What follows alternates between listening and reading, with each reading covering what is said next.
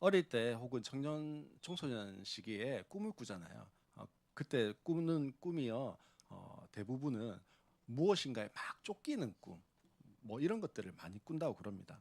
깨고 나서 왜 그렇게 쫓기면서 도망쳤는지 이유는 알 수 없는데 늘 꿈에서 무엇인가 엄청 쫓기고 도망치고 그러다가 깨고 뭐 이런 꿈들을 많이 꾸게 되어집니다. 꿈이기는 하지만요. 그렇게 막 도망치다가 깨면 기분이 좋을까요? 별로 안 좋아요. 뭔가 좀 찝찝하고 일어났는데도 깨우지 않고 막 그렇습니다. 그 옛날 드라마에 보면 추노라고 하는 드라마가 있었습니다. 이 추노라고 하는 것은요. 도망간 노비들을 잡는 사람을 일컫는 말입니다. 누군가는 도망가고 누군가는 그 사람을 잡으러 다니는 거죠. 그래서 추노꾼에게 그 잡히지 않기 위해서 도망가는 그 노비들은요. 어땠을까요? 추노꾼이 떴다 이 이야기만 들으면 무섭고 두렵고 그래서 그 공포에 질려해야 하는 그런 심정이었을 것입니다. 왜냐하면 추노꾼에게 잡히면 어떻게 될까요? 그 자리에서 죽거나 아니면 끌려가서 더 모질게 고문받으면서 노비 생활을 이어가야 했기 때문에 그렇습니다. 근데 오늘 본문에 등장하는 이 야곱이라고 하는 사람이 있는데요. 이 야곱은 꿈에서 막 이렇게 도망치고 있는 게 아니라 실제로 도망을 치고 있습니다. 왜 야곱이 도망을 치고 있을까요? 이유는 간단해요. 자신의 형 에서를 피해서 지금 도망을 치고 있습니다. 하준이가 있는데요. 형을 피해서 어딘가로 저 먼 곳으로 도망을 친다. 왜 도망을 칠까요? 뭔가 잘못을 한 거예요. 그러니까 이제 도망을 가는 거겠죠. 거기다가 형하고 싸워서 이길 힘도 없으니까 뭐 더 그럴 수 있습니다. 지금 야곱이 그런 거예요. 형을 피해서 도망을 치고 있는데 형한테 분명히 뭔가 잘못했어요. 그래서 도망을 치는 겁니다. 지금 야곱이 가려고 하는 목적지가 있었어요. 그 목적지가 어디였냐면 외삼촌 집입니다. 어디 집이요? 외삼촌 집. 이 외삼촌 라반이 있는 그 집까지 가야 되는데요. 어, 지금 야곱이 살고 있던 곳, 그곳을 성경은 부엘세바 이렇게 불렀어요. 자, 부엘세바라고 하는 곳에서 삼촌 라반이 살고 있는 곳이 어디였냐면 하란이었는데 거기까지는 약 800km가 떨어져 있는 곳입니다. 서울에서 부산까지 뭐 조금 더 걸리긴 합니다만 왕복이 거의 한 800km, 900km 가까이 돼요. 그러니까 그 왕복해야 되는 거리에 어디 누가 있는 거예요? 삼촌이 있는 겁니다. 그러니 당시로서는 엄청나게 먼 거리를 혼자서 지금 가야 되는 거예요. 성경에 보면 이런 표현이 있는데요. 이스라엘 전체를 표현할 때 어떻게 표현하냐면 단에서부터 브엘세바까지 이렇게 표현합니다. 이 단이라고 하는 것은요. 이스라엘에 있어서 최북단의 단이라고 하는 지명이 있습니다. 그리고 최남단에 부엘세바라고 하는 곳이 있어요. 그래서 우리 표현으로 하면 어떤 표현이 될까요? 단에서부터 부엘세바까지가 할라에서 백두까지 뭐 이런 뜻이 단에서부터 부엘세바까지 뭐 이렇게 표현할 수 있습니다. 우리는 부산이 중심이니까 그렇죠. 서울까지만 이야기합니다. 근데 이 부엘세바에서 하란까지라고 하면 한라에서 백두까지 뭐 부산에서 평양까지 이런 게 아니라 어디 정도까지 될까요? 부산에서 저 요동 반도까지 뭐 이 정도 해야 지금 부엘세바에서 하란까지 가는 거리가 될 수 있는 겁니다. 야곱이 이렇게 먼 여정을 선택한 이유는요 오로지 한 가지밖에 없어요. 아까 뭐라고 했습니까? 형 에서를 피해서 도망가는 겁니다. 형을 피해서 지금 도망가고 있어요. 형이 너 잡히면 죽이겠다 했기 때문에 도망가고 있어요. 그러면 도망가고 있는데 야 여기 경치가 너무 끝내준다 이러면서 경치 구경하고 야 지금 계절에 이런 꽃들이 피어있네 이러면서 꽃놀이 하고 가고 또 사색을 즐기면서 좀 묵상도 하고 사색도 즐기면서 이렇게 길을 가고 있었을까요? 아니겠죠. 주위에 뭐 어떤 풍경이 있는지 무슨 꽃이 피어 있는지 뭐 전혀 신경 쓸 겨를이 없습니다. 오로지 뭐 해야 돼요? 형으로부터 빨리 도망쳐야 돼요. 그러니 무엇을 먹고 있을 때도 혹시 형이 쫓아오지 않을까 싶어서 이 먹는 둥 마는 둥 했겠죠. 급히 먹어야 됐어. 그리고 어디선가 뭐 우리가 24시간, 48시간을 계속 잠을 안 자고 갈 수는 없으니까 잠시라도 자야 돼요. 자는 동안도 무언가 뽀시락 소리만 나면 어떻게 했을까요? 형이 쫓아오나? 금방 또 깨는 거예요. 자는 둥 마는 둥 하고 먹는 둥 마는 둥 하면서 지금 몇 날 며칠을 걸어갔습니다. 그렇게 몇 날 며칠을 걸어와서요. 목적지까지는 몇 킬로라고 했습니까? 800킬로라고 했어요. 근데 지금 한 80킬로 정도 왔어요. 10분의 1 정도 온 지점이 오늘 본문의 말씀이에요. 한 10분의 1 지점까지 왔는데 여기까지 오려고 해도 80킬로를 걸어서 오니까 몇 날 며칠은 걸어갔을 거예요. 몇 날 며칠을 걸어왔는데 제대로 먹지도 못하고 제대로 자지도 못했어요. 그리고 야곱 마음에 이런 생각이 안 들었겠습니까? 지금까지 형이 못 쫓아오는 거 보니까 이제 조금 한숨 돌려도 될 것 같아요. 그래서요 야곱이 어떻게 했을까요? 좀 정신을 차리기 시작했습니다. 저희 집에 자녀들이 셋 있습니다. 학교를 이제 갔다 오는데요. 지난 금요일 날 다녀왔어요. 다녀와가지고 밥 먹자고 막 깨웠는데 잠이 취해가지고 그냥 못 듣고 자더라고요. 왜 못 듣고 잤을까? 학교 갔다 왔는데 학교에서 이제 수업을 막 하고 평소보다 좀 일찍 자고 일찍 일어났는데 마지막 날은 꼭 뭐 하냐면 안 자고 밤을 새거나 뭐 이렇게 해가지고 와요. 그러고는 이제 기차에서부터 거의 기절해 있다가 집에 오면 바로 이렇게 가방 던져놓고 기절을 하더라고요. 하루 이틀만 잠을 못 자도 그래요. 근데 몇 날 며칠 제대로 먹지 못하고 자지 못하면요 말할 게 없죠. 근데 야곱이 조금 여유가 생기고 나니까 어떻게 했냐면요. 여유가 생긴 것도 어떻게 알 수 있냐면 야곱이 잠을 자려고 하는데 뭘 찾습니까? 베개를 찾아요. 그전 같았으면 그냥 대충 눈만 감고 있거나 눈만 붙였을 건데 베개를 찾고 있습니다. 그래서 베개 할 만한 돌을 하나 찾았어요. 그리고 그 돌을 베고 잠을 자고 있습니다. 야곱이 얼마나 잠을 잤을까요? 근데 뭔가 좀 이상해요. 이게 꿈도 아닌데 꿈인지 생시인지 모르겠는데 뭔가 좀 찝찝한 느낌도 들고 이상히 야릇한 느낌도 드는 그런 광경이 자기 눈앞에 펼쳐지는 겁니다. 첫째로 하나님의 사자를 봅니다. 12절 말씀에 보면 꿈에 본즉 사닥다리가 땅 위에 서 있는데 그 꼭대기가 하늘에 닿았고 또 본즉 하나님의 사자들이 그 위에 오르락내리락 하고 이렇게 되어져 있어요. 야곱이 잠을 자고 있는 그곳에서 꿈을 꾸었는데 사닥다리가 땅에서부터 하늘까지 다 있는 것을 보았다라는 거예요. 그리고 두 번째는요. 여호와께서 그 위에 서서 말씀하셨다 이렇게 돼 있습니다.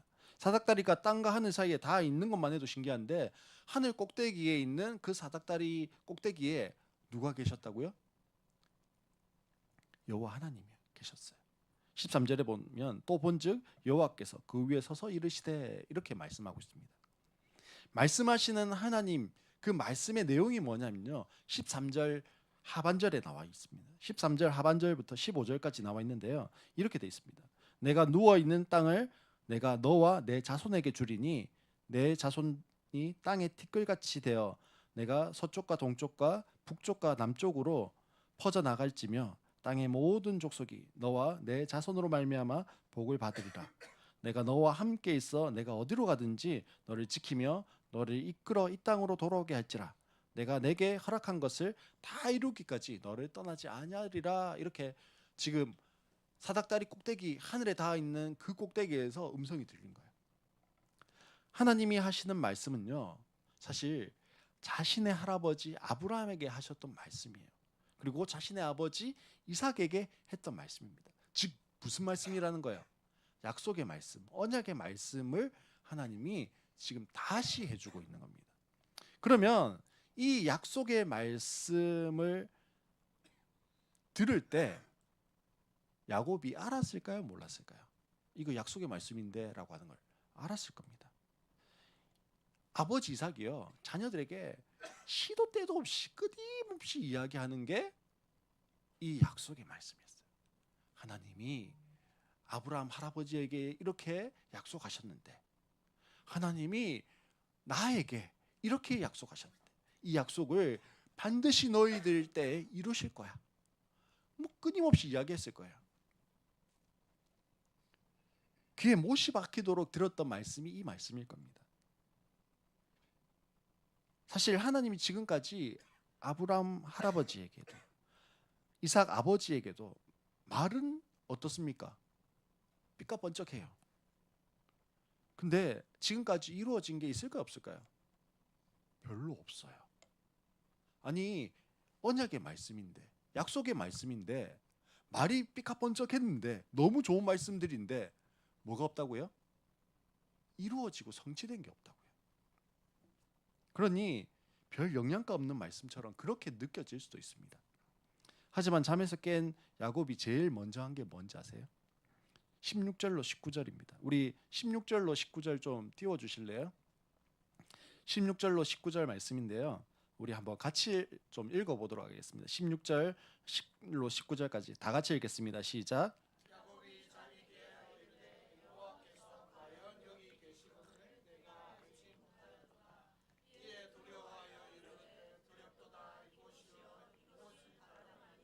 하나님의 집이요 이는 하나님의 문이로다 하고 야곱이 아침에 일찍이 일어나 베개로 삼았던 돌을 가져다가 기둥으로 세우고 그 위에 기름을 붓고 그곳 이름을 베델이라 하였더라. 이 성의 옛 이름은 루스더라. 아멘. 야곱이 돌베개를 하고 잠이 들었던 그곳의 지명이 뭐였다고요? 루스라고 하는 지명이었습니다.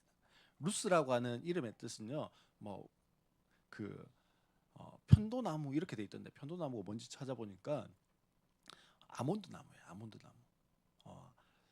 이거를 성경에서 옛날 성경에서는요 다르게 살구나무라고 표현하기도 했는데 그 살구나무의 그 꽃과 아몬드 나무의 꽃이 비슷해서 그렇게 했다라고 설명이 돼 있더라고요.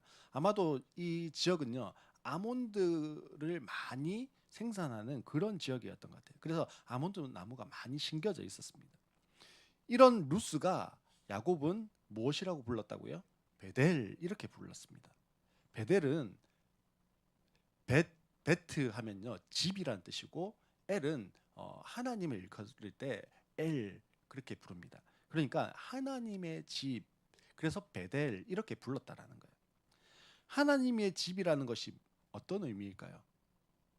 하나님이 계시는 곳, 하나님이 거하시는 곳, 뭐 그렇겠죠. 그러면 하나님이 계시고 하나님이 거하시는 곳을 우리가 뭐라고 부릅니까? 천국이라고 부르죠. 지금까지 우리가 이해하는 것으로 설명하면요, 하나님의 집은 천국이에요. 지금 야곱이 천국에 있다라는 의미입니다. 천국하면 어떤 것이 떠오릅니까? 예, 천국하면 뭐가 떠오르죠? 예, 김밥 천국 이렇게 하면 나이가 있으신 분들입니다. 예, 천국하면 뭐가 떠오를까요? 황금길, 수정바다, 예, 늘 웃음이 있는 곳, 근심과 걱정이 없는 곳, 영원히 있을 수 있는 곳, 뭐 눈부신 곳, 뭐 이런 아름다운 곳, 아픔이 없는 곳, 뭐 등등 있겠죠. 반면에 지옥하면 뭐가 떠오를까요? 예, 고통스럽고 어둡고 마귀, 우울함, 뭐 이런 것들이 떠오를 수 있겠죠. 대부분 지옥하면 느낌이 어떤 느낌요? 어두운 거, 아픈 거, 안 좋은 거 이런 거 할 때 지옥 같다. 뭐 이렇게 이야기할 수 있습니다. 지금 잠에서 깨어난 야곱이 말합니다. 16절 17절에 보면 야곱이 잠이 깨어 이르되 여호와께서 과연 여기 계시거늘 내가 알지 못하였다. 이에 두려워하여 이르되 두렵도다. 이곳이요 이것은 다름 아닌 하나님의 집이요 하늘의 문이로다. 이렇게 말하고 있습니다. 야곱이 고백해요. 내가 하나님의 집에 왔는데 그걸 몰랐구나. 아마도 야곱은요 하나님이 어디에 계신 하나님이라고 생각했을까요? 아버지가 있는 부엘세바 그곳에 하나님 계시지. 근데 여긴 어디예요? 아버지 집이 아닌 지금 가는 길에 있어요. 부엘세바를 떠나면 하나님 안 계실 줄 알았어요. 근데 부엘세바를 떠나도 루스라고 하는 아몬드 꽃이 만발해 있는 그곳에 와 있어도 하나님이 계셨어요. 그곳은 어디였어요? 하나님의 집이었어요. 베델만 부엘세바만 하나님의 집이 아니라 루스도 하나님의 집이었어요. 나중에 또 고백하게 되어지지만 하란도 하나님의 집이었습니다. 하나님의 집에 있다라는 것을 알았습니다. 그러니까 오늘 설교 제목이요. 여기도 하나님의 집. 그 다음에 뭐가 붙어 있습니까? 예, 물음표가 붙어 있어요. 예, 억양을 잘해야 되는데 여기가 하나님의 집이었구나. 이게 아니라 이런 곳이 하나님의 집이라고? 라고 하는 표현입니다. 현실이 어때요 근데? 야곱의 현실. 지금 형에게 쫓겨서 두려움에 떨면서 도망가는 중에 있습니다. 하나님의 집이라고 이야기하는 그곳에 하나님을 위한 기념비를 하나 세우고 싶은데 기념비를 세울 뭐가 없어요. 그래서 뭘로 기념비를 세웁니까? 자기가 대고 자고 있던 돌 하나를 그냥 가지고요. 야, 이게 하나님의 집을 기념하는 기념비야. 이러면서 기념비를 세우고 있어요. 얼마나 초라한 것입니까? 우리 인생의 기념비가 뭐가 있을까요? 나의 인생의 기념비를 세우고 하나님께서 나와 함께 계셔서 내가 여기 이런 기념비를 세웠습니다. 그렇게 고백하고 싶은데 현실은요. 아무것도 없어요. 그러니 내가 지금까지 잘했던 거 그걸로 뭘 세울까요? 기념비를 세웁니다. 내가 좀 성공했을 때 있었잖아요. 그걸로 뭘 할까요? 기념비를 세웁니다. 내가 좀 괜찮게 보이는 것들을 열거하면서 뭘 세울까요? 기념비를 세우는 거예요. 그것들이 나의 기념비라고 이야기합니다. 사실 너무 초라한 것들이지만 그것이라도 좀 있어야 될 것 같아서 그것들을 열거하는 거예요. 그래서 어떤 분들은요. 그런 기념비를 세우기 위해서요. 수십 년 전에 내가 잘 되었을 때 이야기를 하는 분도 있고요. 어떤 분은 옛날에 성공한 그것만 사로잡혀서요. 살아가는 분도 있고요.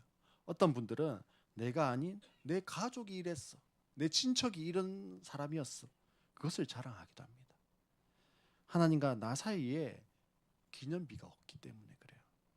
사랑하는 성도 여러분, 내 인생에 하나님의 집, 내 인생에 하늘의 문이 열린 때는 언제였을까요? 내 인생의 천국은 언제였을까요? 나는 지금 내 인생의 천국을 살아가고는 있습니까? 아니면 내 인생의 지옥을 살아가고 있습니까? 오늘 본문의 야곱은 여기가 하나님의 집, 하나님의 하늘의 문이구나라고 이야기합니다. 그렇게 감탄하고 있지만 실상은 자신의 삶은 전혀 천국이 아니었습니다. 지옥을 살아가고 있는 것 같은데 하나님은 넌 천국에 있어. 그렇게 이야기하시는 것만 같아요. 야곱의 현실과 너무나 동떨어진 하나님의 말씀에 화들짝 놀랄 뿐입니다. 사랑하는 성도 여러분, 오늘 나는 천국에 살고 계십니까? 아니면 지옥에 살고 계십니까? 나는 지옥이라 생각하는데 하나님은 너 지금 천국에 살고 있어. 그렇게 말씀하실 때가 있습니다. 이해가 안 되잖아요. 사방으로 우겨싸움을 당하는 것 같은데 그게 현실인데 하나님 뭐라고 말씀하신다고요? 지금 그 사방으로 우겨싸움을 당한 그곳이 천국이야. 하나님의 집에 있는 거야. 하늘의 문이 열린 거야. 본문의 사닥다리는요. 하나님이 계시는 하나님의 집, 천국과 이 땅을 연결하는 통로가 되어지죠. 그래서 사닥다리로 말미암아 천국을 누릴 수 있게 되어지는 겁니다. 바로 사닥다리가 누구일까요? 예수님이에요. 십자가에서 죽으신 예수님이 사닥다리입니다. 그래서 이 땅에 우리와 하나님을 연결해주는 통로가 되어지는 겁니다. 우리는 예수로 말미암아 천국에 갈 수 있는 거예요. 요한복음 1장 12절에 보면 이렇게 말씀합니다. 그러나 그를 맞이하는 사람들, 곧 그 이름을 믿는 사람들에게는 하나님의 자녀가 되는 특권을 주셨다. 지금 내가 살아가는 삶이 마치 지옥처럼 그렇게 느껴지는 현실입니까? 그 현실의 지옥을 어떻게 하면 벗어날 수 있을까요? 여기가 하나님의 집이라고 그렇게 반문하고 따지고 싶은 현실입니까? 그러나 거기에 하나님이 오시면, 예수님이 오시면, 예수님이 사닥다리가 되시면, 예수님을 맞이하면 현실의 지옥을 넘어설 수 있는 천국이 열리는 거예요. 베델이 되어지는 겁니다. 한번 생각해 보십시오. 여기가 하나님의 집이라고 일컫는 베델이 되어졌다라고 하는 야곱의 삶 가운데 무엇이 바뀌었습니까? 아무것도 바뀐 게 없어요. 하나님의 집에 있는 나의 삶의 현실을 보면 더 초라할 뿐이죠. 그런데요, 달라져요. 지금까지 두려움과 공포에 떨고 있던 야곱이 아니라 하나님이 함께 하시고 지키시는 야곱으로 달라지는 거예요. 내 현실이 지옥일 수 있습니다. 내 삶이 지옥 같을 수 있어요. 왜요? 하나님이 계시지 않기 때문에.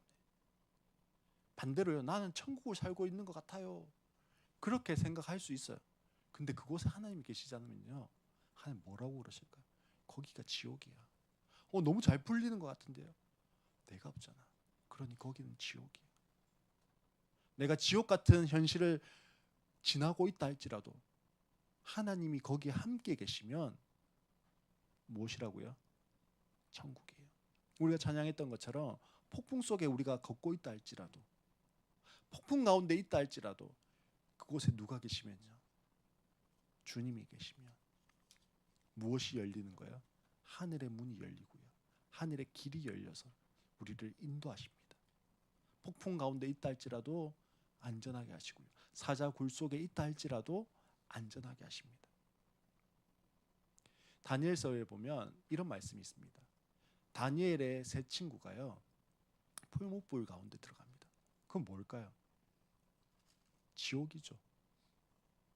지옥 같은 삶이에요. 근데 성경은 뭐라고 이야기하냐면, 그 풀무불 가운데서 세 사람이 아닌 네 사람이 춤추고 뛰어놀았더라.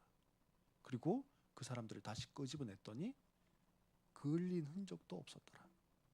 우리가 지옥 같은 인생을 살아간다 할지라도 그 가운데 하나님이 함께 계시면, 사닥다리가 열려져서 예수 그리스도와 함께하게 되어지면 지옥이 아니라 무엇으로 바뀌는 거예요? 천국으로 바뀌게 되어집니다. 사랑하는 성도 여러분, 오늘 나는 베델에 서 계십니까? 마치 광야와 같은 벌판에 홀로 남겨진 것 같습니까? 이 벌판 위에 홀로 남겨진 나는 아무것도 할 수 없는 것 같습니까? 그래서 홀로 남겨진 나는 안전할 수 없는 것 같습니까? 그러나 그 광야와 같은 벌판에 하늘로부터 사닥다리가 내려옵니다. 하나님의 은혜가 임하는 통로가 생깁니다. 내 인생의 문제가 열려지는 길들이 만들어집니다. 여기가 하나님의 집, 하늘의 문, 베델입니다. 우리는 하나님을 신뢰하고 예배하게 하십니다. 사닥다리가 내 인생, 내려진 인생, 사닥다리를 통해서 하나님께 나아가는 인생, 사닥다리를 통해서 하나님의 임재가 있는 인생, 그 인생은요, 지금 내 상황이 지옥 같고, 그 인생은 지금 내 상태가 지옥 같고, 그 인생은 지금 내 경제적인 상황이 지옥 같아도 천국일 수 있습니다. 왜냐하면 하나님의 임재가 있고, 하나님의 함께하심이 있고, 하나님의 운행하심이 내 삶에 나타날 것이기 때문에 그렇습니다. 오늘 내 삶이 지옥 같고 홀로 버려진 것 같아도 사닥다리 대신 예수님을 만나고 예수님과 관계되어진 삶을 살아갈 때 천국을 살아낼 수 있는 힘을 가지게 될 것입니다. 그 힘으로 한 주간을 살아가는 우리 모든 성도님들 되시기를 주님의 이름으로 축복합니다.